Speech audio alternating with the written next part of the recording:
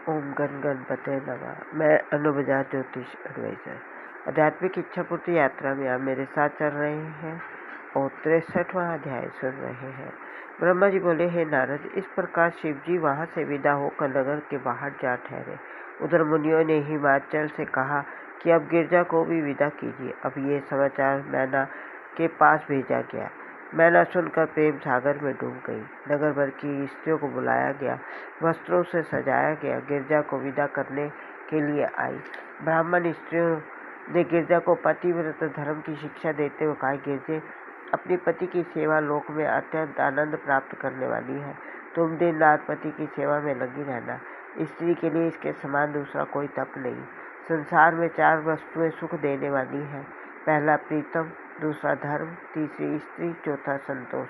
परंतु इन चारों की परीक्षा विपत्ति के समय हो सकती है। जो स्त्री अपने पति का सम्मान नहीं करती, उनकी सेवा नहीं करती, निस्संदेह नरक में जाती है। इसलिए स्त्री को सब कुछ त्याग कर केवल अपने पति की सेवा करना उचित है। वेदों में 4 प्रकार की स्त्रियां बताई गई हैं।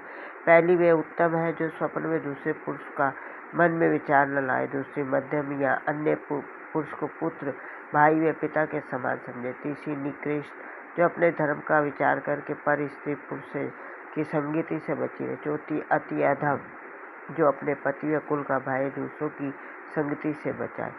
इस समय से डरना भी चौथी प्रकार की स्त्री में गिना गया है। पतिव्रता स्त्रियों की सभी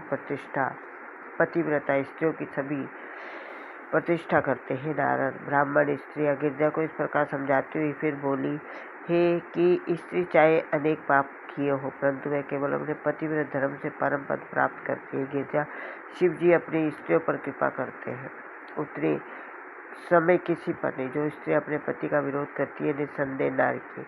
उनकी पहचान यह है कि दूसरा जन्म धारण करके तो युवावस्था में वैधव्य को प्राप्त होती है। पति सहित अनेक प्रकार के दुखों को भोगती है। पतिव्रता स्त्री की वेद भी बड़ाई करते हैं। स्त्री को उचित प्रथम और पति को भोजन कराकर स्वयं पीछे खाए।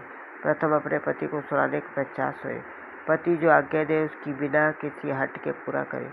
पूरी स्त्रियां प्रेम संगति नाक रखे। अपने मुख से कभी पति की निंदा के शब्द न निकाले। एकांतवास न करे। जहाँ अपने पति की प्रसन्नता इच्छा देखे, वहाँ स्वयं भी अधिक प्रीति रखे। पति को किसी समय भी न छोड़े। विपत्ति के समय में भी एक ही समान देखे। ऐसे नियम से चले जैसे पति अधिक परिश्रम न करना पड़े। जो स्त्री अपने पति की इच्छा के बिना व्रत धारण करती है, वह अपने पति की आयु को कम करती तथा स्वयं नरक में जाती। स्त्री को यही उचित है कि अपने पति से उच्च स्थान पर ना बैठे। पति के सन्मुख किसी स्त्री से बात ना करे। झूठ दुर्वचन मुख से ना निकाल। सदैव लड़ाई झगड़े से दूर रहे। किसी भी समय पति को मारपीट करे तो क्रोधित ना हो और भागना न पड़े। ब्रह्मा जी बोले, हे नारद, ब्राह्मण स्त्रियां गिरजा को पुनः समझाते हुए बोली, गिरजा, देखो, अत्रि ब्राह्मण की स्त्री ने सुयन इस धर्म से कितना आनंद प्राप्त किया। 12 मुनि को अपने तेज से जलाकर दूसरे ब्राह्मण को जीवित किया। पतिव्रत धर्म की कथा इस प्रकार कहते हैं कि तपस्वी तप करते थे। बगली ने उनके ऊपर विष्ठा कर दी। जब तपस्वी ने ऊपर दृष्टि उठाकर देखा तो वो बगली जलकर भस्म हो गई। यह देखकर तपस्वी ने अनुमान लगा कि हमारा तप पूर्ण हो गया है। संयोगवश तपस्वी को ठहराकर स्वयं घर में दान लेने गए। संयोग उसके पति घर में किसी काम के लिए आया, उसी कार्य में लगे। तपस्वी की बात भूल गई। तब वह पति की सेवा कर चुकी दान लेकर द्वार पर आई। उसको देखकर तपस्वी को क्रोधित हो गया। उस समय स्त्री ने तपस्वी को क्रोधित देख के, हे तपस्वी, मुझे किसी प्रकार का भय नहीं। तुम क्यों क्रोध करते हो?